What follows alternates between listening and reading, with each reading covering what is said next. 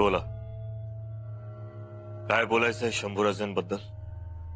महाराज, खरं तर बोलायला जीभ रेटत नाही आमच्या कोणाची, पण बोलायला हवंच. हो, म्हणजे त्यासाठीच तर आलोय. निर्धास्तपणे बोला. म्हणजे बोलल्यानंतर गैरसमज नसावा आणि अभयही असावं. आपण स्वराज्याचे कारभारी आहात. जे बोलायचं असेल ते अगदी स्पष्टपणे बोलावं. अनुमान ठेवू नये. चूक असेल तर आम्ही चूक म्हणू, रास्त असेल तर आम्ही दखल घेऊ, कारवाईही करू. महाराज, शंभूराजांचं युवराजपद काढून घ्यावं.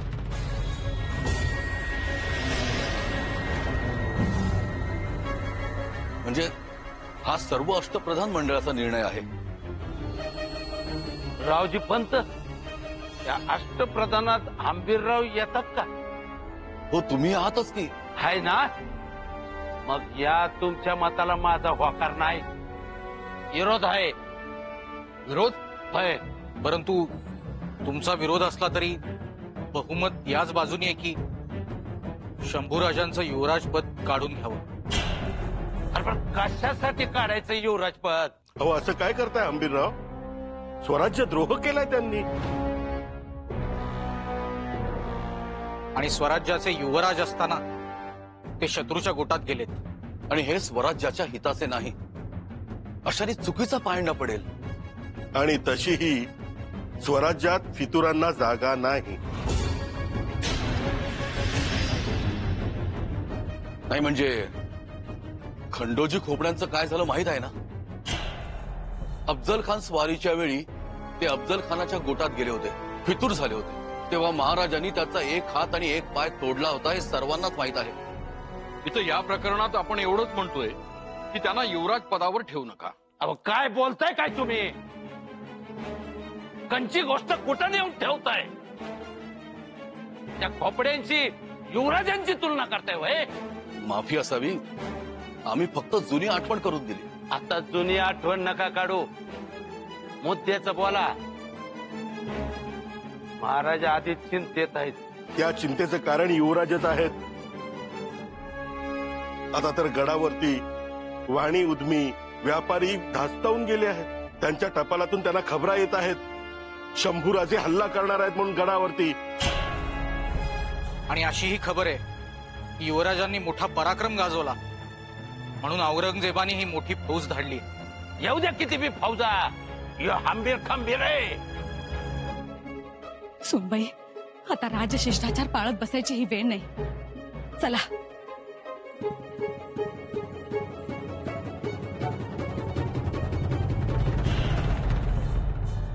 माफी असावी महाराज, परंतु सदरेवरचा सूर पाहून राहवलं नाही म्हणून आत आलं. मंत्रिमंडळाच्या बोलण्याची कीव वाटते आम्हाला. त्यांच्याबद्दल आम्हाला काहीच बोलायचं नाही. आपण फक्त शंभूराजांना तातडीनं स्वराज्यात घेऊन यावं. माफी असावी राणी साहेब, आपण आईच्या मायेपोटी बोलत आहात, पण यात स्वराज्याचंच नुकसान आहे. कसलं नुकसान? कंचं नुकसान? आणि नुकसान कोण करतय हे काय आम्हाला ठाव नाही वय?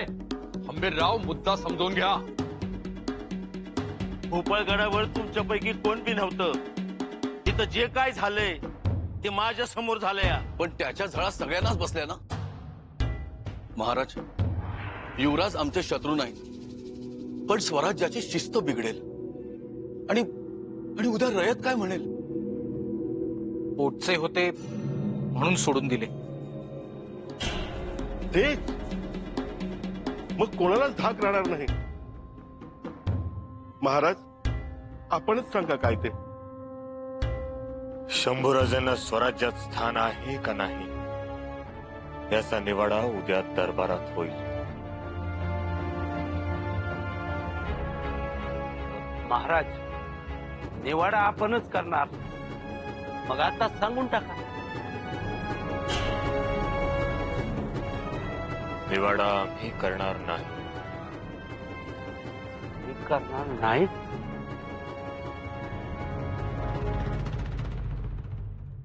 मग कोण करणार? ते उद्या दरबारातच कळेल.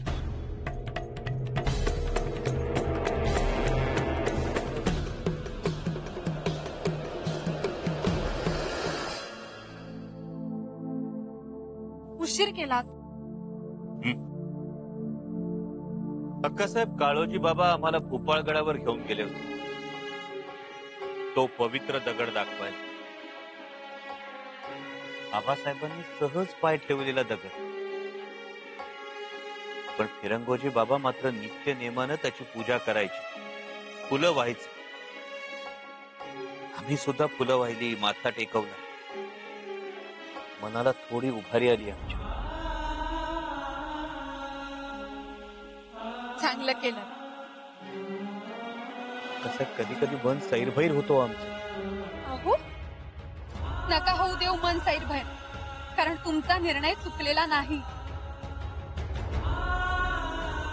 तरी अक्कासाहेब, आम्ही भोपाळगड मोगलांच्या स्वाधीन केलाच. हो केला, पण त्यामागे तुमच्या मनात त्या हजारो मावळ्यांची काळजी होती. तुम्ही जर तंबूतच बसून राहिला असता तर त्या मावळ्यांचे हाल झाले असते. आपली रयत जी गडावर आसऱ्यासाठी आली होती त्यांचे या नराधमांनी लचके तोडले असते. म्हणून तुमचा निर्णय चुकलेला नाही. अक्कासाहेब, तुम्ही आमच्या निर्णयाचं समर्थन करता, पण रायगडावर मात्र हाहाकार उडाला असणार. शक्यता आहेच, परंतु गड उतार झालेले मावळे खरी कहाणी सांगतीलच की. अक्कासाहेब, आम्ही भोपाळगडाच्या रणांगणात उतरल्यामुळं आमच्या रायगडाच्या वाटेत कोंड येणार हे नक्की. दादासाहेब, अहो आता प्रवाहाच्या विरुद्ध दिशेने पोहायचं म्हटलं की अडथळे हे येणारच. कधी कधी काठावर बसलेली माणसं नावं ठेवतात, तर कधी कधी पाणी ओढ खातात. अक्कासाहेब, ते सगळं गृहीत धरलंय आम्ही, पण हे प्रवाहाविरुद्ध पोहताना, अशी झुंज घेताना ज्या जखमा होतात, निदान त्या जखमांची कोणी चेष्टा करू नये एवढीच अपेक्षा आहे आमची.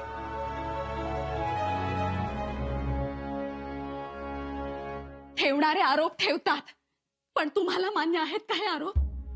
त्यांना फितूर म्हणून ठरवण्यात येणार आहे, आणि एकदा काय ते फितूर म्हणून सिद्ध झाले की युवराज म्हणून त्यांची उचल मागणी ठरलेलीच आहे.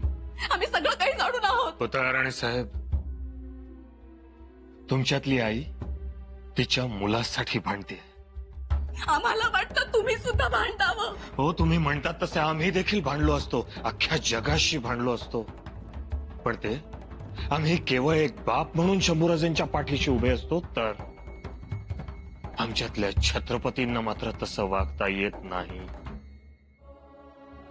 का? छत्रपतींना नाती नसतात? त्यांना बायको नसते, मुलं नसतात? नसते. माया नसते, ममता नसते. नसतात, म्हणून तर मनाविरुद्ध आम्हाला असं वागावं लागतंय.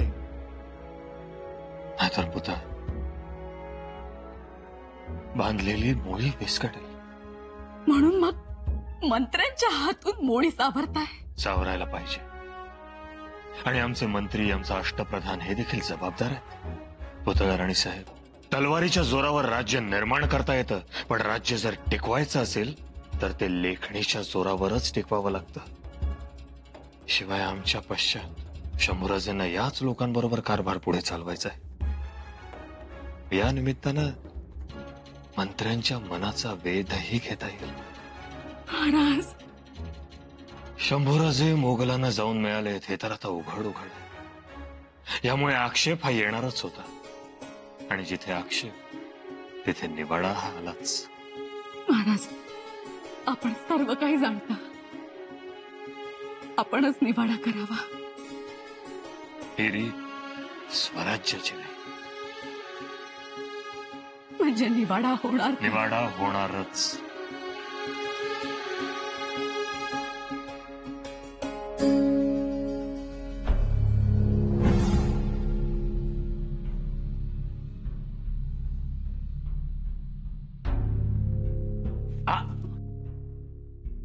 बघा, काय योगायोग आहे. हातात पात आणि समोर नातं एकाच वेळी.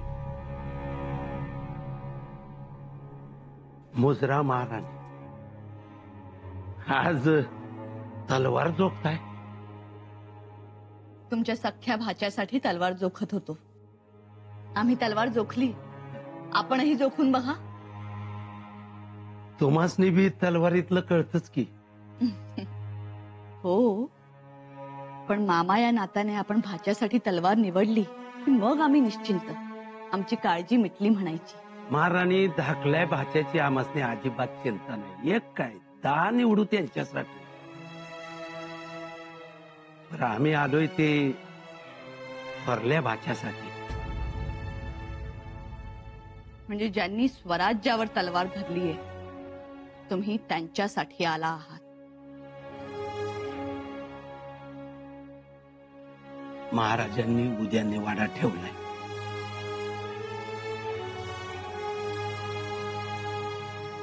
ते जाणतो आम्ही. शंभू राजासनी स्वराज्यात घ्यायचं का नाही घ्यायचं याचा निवाडा बसणार आहे.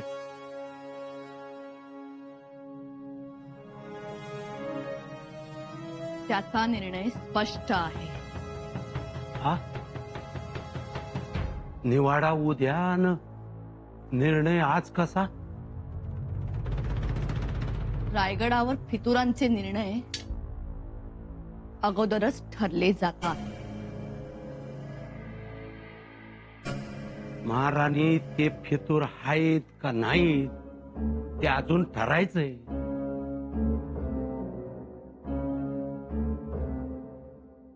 ते ठरल्यातच जमा आहे. जखम होईल की?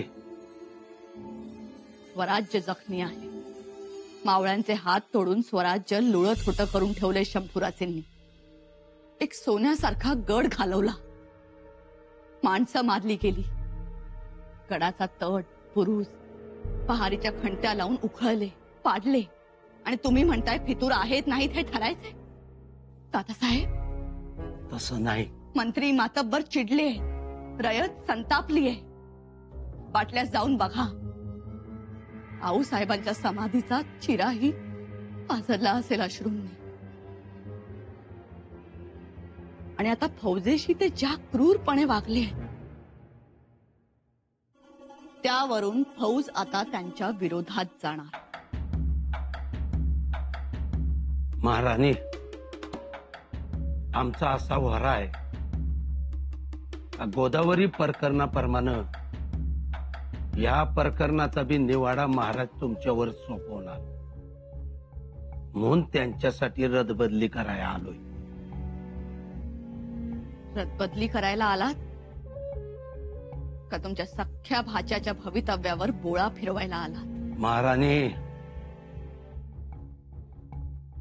महाराणी म्या तुमच्या परीस वयानं मोठा आहे.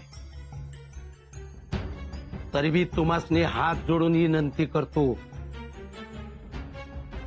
का भाऊबंदकीचा शाप स्वराज्याला लागू देऊ नका. शंभू राज आणि राजाराम राज हे आम्ही दोन कधी मानलंच नाही. मग आता माना. ते माझ्याच्यानं होणार नाही. मग आमच्यानेही रदबदली होणार नाही.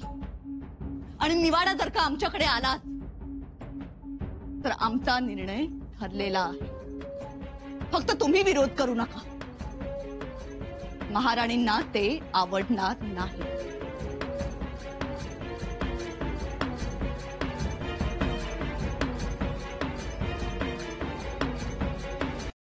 बरोबर डाव साधलाय आणि वेळही अगदी बरोबर. सगळे एक झालेत. बघितलंस ना धारात्या? बघतीये, समजा गड बघतीये. वाघाच्या शिकारीसाठी एवढी तयारी केली जात नाही एवढी तयारी केली. स्वराज्य द्रोहाचे पहार घातले.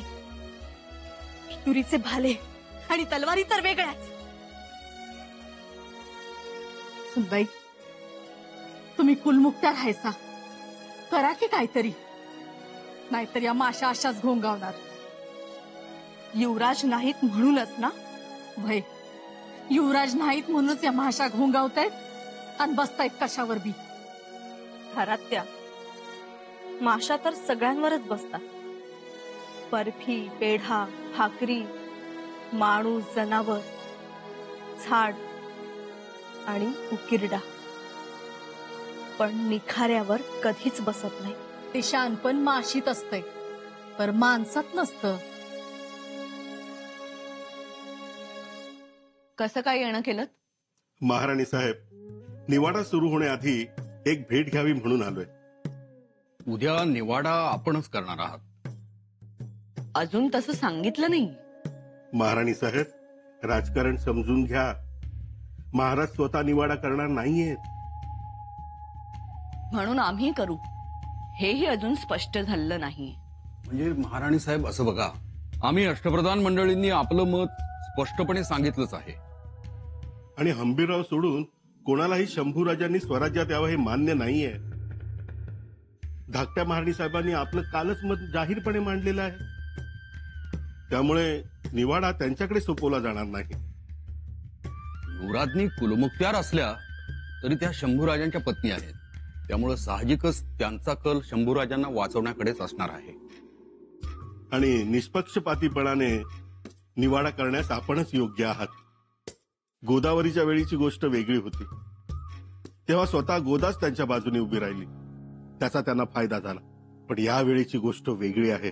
शंभूराजेने उघडपणे स्वराज्यद्रोह केलेला आहे. स्वराज्यद्रोह केलाय असं तुम्ही म्हणताय, परंतु फौजेला ते मान्य नाही. नसू द्या ना. कारण एका बाजूला सरसेनापती आणि कुलमुखत्यार आणि दुसऱ्या बाजूला बहुमताने अष्टप्रधान मंडळ. अशा वेळी आपण मात्र आपल्या मतावर ठाम राहावं. बस. शंभूराजांचा गुन्हा स्वराज्यद्रोहाचा, आणि अशा गुन्ह्याला महाराजांनी कधी माफ केलेलं नाही. कठोर शासन केलेलं आहे. आलेली संधी सोडू नका. आम्ही आपल्या सोबत आहोतच. सगळं जुळून आलेलं आहे. एक घाव दोन तुकडे. आणि बाळराजेंचा युवराज पदाचा मार्ग मोकळा.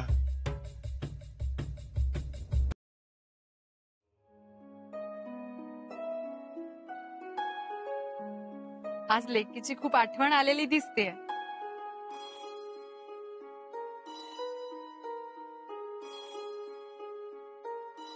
दादासाहेब,